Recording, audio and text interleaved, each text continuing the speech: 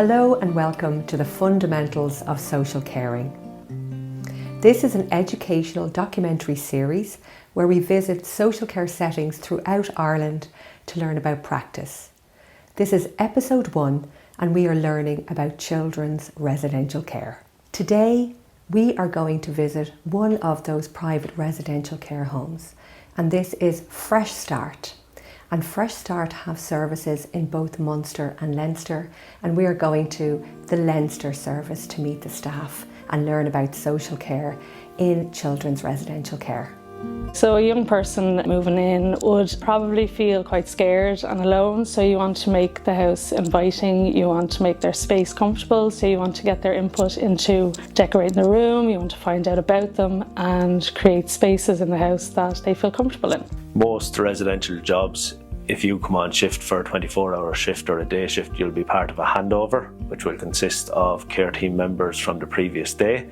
They will hand over the information regarding the plans of the young people yesterday and what they did, etc. So that communication is really important to your day. We actually do a deep clean on a room every single day. So on Monday it might be the sitting room, on Tuesday it might be the kitchen, on Wednesday it might be the downstairs bathroom. We have to make sure that the house is spotless every single day for these children. The more small, consistent actions you can build up with the young people, the better the relationship is. Ideally, what you're trying to do is build relationships up naturally with the young people, but letting the young people know that you've heard them, that you're acknowledging them, and that their voice ultimately is being heard.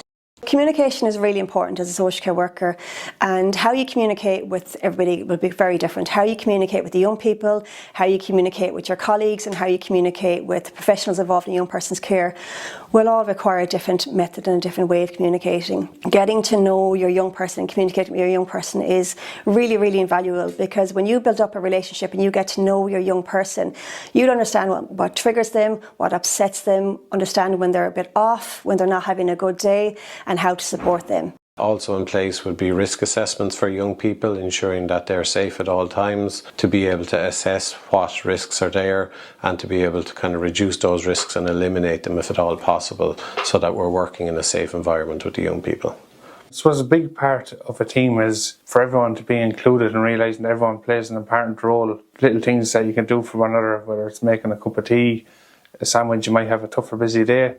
And it's minding one another. You're taking on a role, it's a responsibility. You're going into a house to work with young people. It's being resilient and putting in a commitment that you're going to work in the house with them young people. Things can get tough at times. You pull through it together as a team. We need to be aware of our own triggers. We are human at the end of the day, and things will get to us, but if you're aware of what gets to you, you can work on it.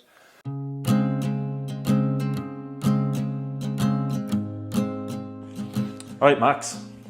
Fucking starving. Alright, Max. Well, I'm going to put on some rasher sandwiches because I know that's what you love. Yeah. Alright? Good. Yeah. Cool. You give Chloe a shout, see if she wants something. Chloe! Do you want some food? Max, I could have done that. Yeah, okay. Quickly now, I'm starving. Alright, it's coming up. Chloe, do you want something to eat? Eggs. Eggs. Poached, fried, scrambled? Poached. Poached. Max, do you want some eggs? Fried. Fried. Yeah, I'm going to cut up some mushrooms as well. I'm going to pop out to the office. I'll get the knife. Alright? Do you want to work away on the eggs, make a start?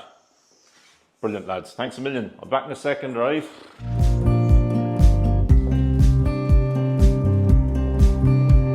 Every week we'd have like a weekly menu.